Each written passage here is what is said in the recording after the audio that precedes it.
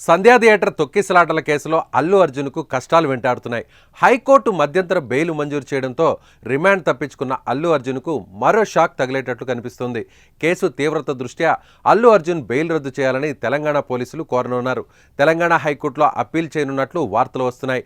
Single judge ఇచ్చిన తీర్పును division bench ముందు సవాల్ చేయాలని భావిస్తున్నట్లు సమాచారం. దీనిపై హైదరాబాద్ సిపి సివి ఆనంద్, చిక్కడపల్లి పోలీసులు న్యాయ సలహాలు తీసుకుంటున్నట్టు వార్తలు వస్తున్నాయి. పోలీసులు అప్పీల్ చేసి హైకోర్టు బెయిల్ రద్దు చేస్తే మళ్లీ అల్లు అర్జున్ జైలుకు వెళ్లాల్సి వస్తుందా? అటు సంధ్యా థియేటర్ వద్ద తొక్కిసలాటలో గాయపడిన బాలుడు శ్రీతేజ్ పరిస్థితి కూడా విషమంగా ఉంది. బ్రెయిన్ డ్యామేజ్ అయినట్లు డాక్టర్లు నిర్ధారించారు. సంఘటన చోటు చేసుకున్న 4వ తారీఖు నుంచి ఇప్పటి వరకు బాలుడు కనీసం కళ్ళు కూడా తెరవలేదు.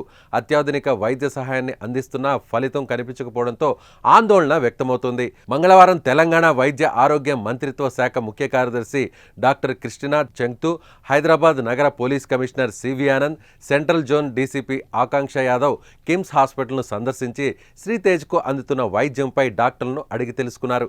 అనంతరం మీడియాతో మాట్లాడిన సివి ఆనంద్ వెంటిలేటర్ సహాయంతో ట్రీట్మెంట్ సాగుతున్నట్లు తెలిపారు.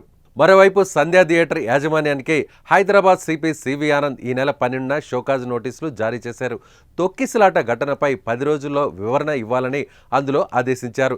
థియేటర్ లైసెన్స్ ఎందుకు రద్దు చేయకూడదో తెలపాలన్నారు. థియేటర్ యాజమాన్యం నిర్లక్ష్యం కారణంగానే ప్రమాదం జరిగి మహిళ చనిపోగా బాలుడు హాస్పిటల్ పాలయ్యాడని నోటీసుల్లో తెలిపారు. సంధ్య 70mm, 35mm థియేటర్లు ఒకే ప్రాంగణంలో ఉన్నాయి. 2 థియేటర్లలో దాదాపు 2520 మంది కూర్చునే విధంగా సీటింగ్ కెపాసిటీ ఉంది. రెండిటికి కామన్ ఎంట్రన్స్ అలాగే ఎగ్జిట్స్ ఉన్నాయి.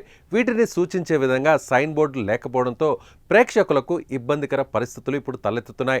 అనుమతి లేకుండా థియేటర్ వెలుపల ఫ్లెక్సీలు ఏర్పాటు చేసి ప్రేక్షకులు గుమికూడడానికి అవకాశం కల్పిస్తున్నారు. థియేటర్లో మౌలిక సదుపాయాలు సరిగా లేవు.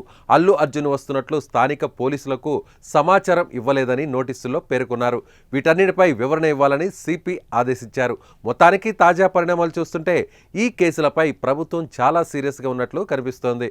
దీంతో రానున్న రోజుల్లో అల్లు అర్జున్ను మరిన్ని చిక్కులు వెంటాడే అవకాశం స్పష్టంగా కనిపిస్తోంది.